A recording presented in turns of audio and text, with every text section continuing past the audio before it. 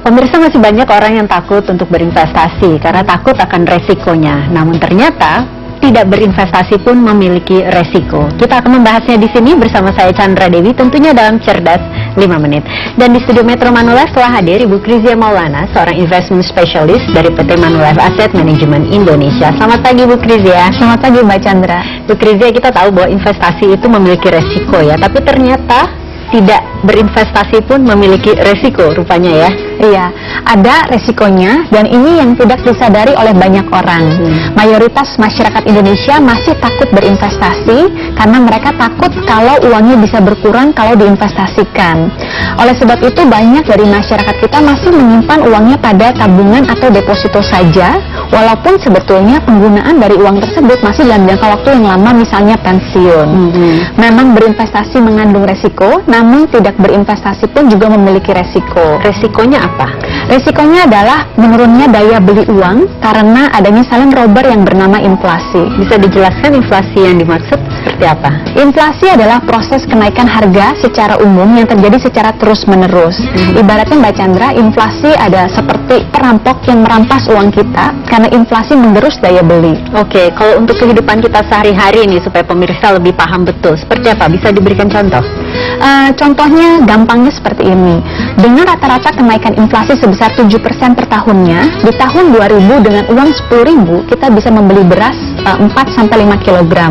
Namun dengan nominal yang sama 10.000 saat ini, kita hanya bisa membeli 1 kg beras. Artinya uang 10.000 kita mengalami penurunan daya beli. Yang dulunya kita masih bisa dapat 4-5 kg, namun sekarang hanya 1 kg. Seakan-akan kayak ada yang merampas 3-4 kg beras kita. Dan ini banyak yang tidak disadari oleh masyarakat di Indonesia juga ya. Betul sekali. Oke, nah kalau kita pada akhirnya menyimpan uang hanya di deposito ataupun instrumen perbankan, apakah itu pada akhirnya bisa mengalahkan tingkat inflasi? Sebetulnya menyimpan uang pada tabungan atau deposito memang memberikan kepastian, nominalnya terus bertambah tidak berkurang.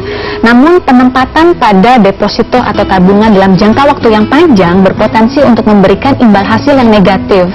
Dalam riset Aging Asia yang dilakukan oleh Manulife Asset Management, terdapat alat ukur yang dinamakan dengan Bonafide Return. Pada dasarnya Bonafide Return untuk mengukur seberapa besar dampak dari inflasi, lalu kemudian pajak atas bunga, serta resiko kredit berdampak pada tingkat pengembalian hasil deposito. Nah, ternyata selama 10 tahun terakhir, Bonafide Return dari deposito di Indonesia mengalami imbal hasil negatif yaitu sebesar minus 2,31% per tahunnya. Jadi kalau negatif berarti?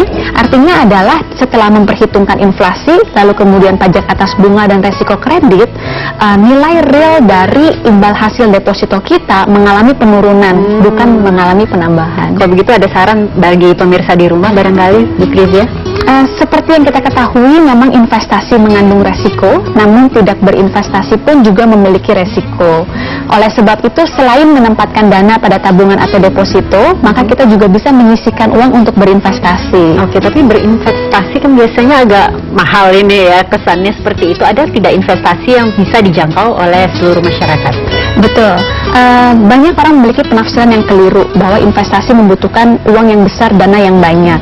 Padahal ada salah satu instrumen investasi yang cukup terjangkau yaitu reksadana, hanya dengan 100.000, lalu kemudian pilihan reksadana pun juga beraneka ragam sesuai dengan profil resiko dari masing-masing investor. Jadi bisa memilih sendiri begitu ya, betul sesuai profil resikonya. Nah, kiranya siapa yang bisa menanamkan modalnya di investasi reksadana ini?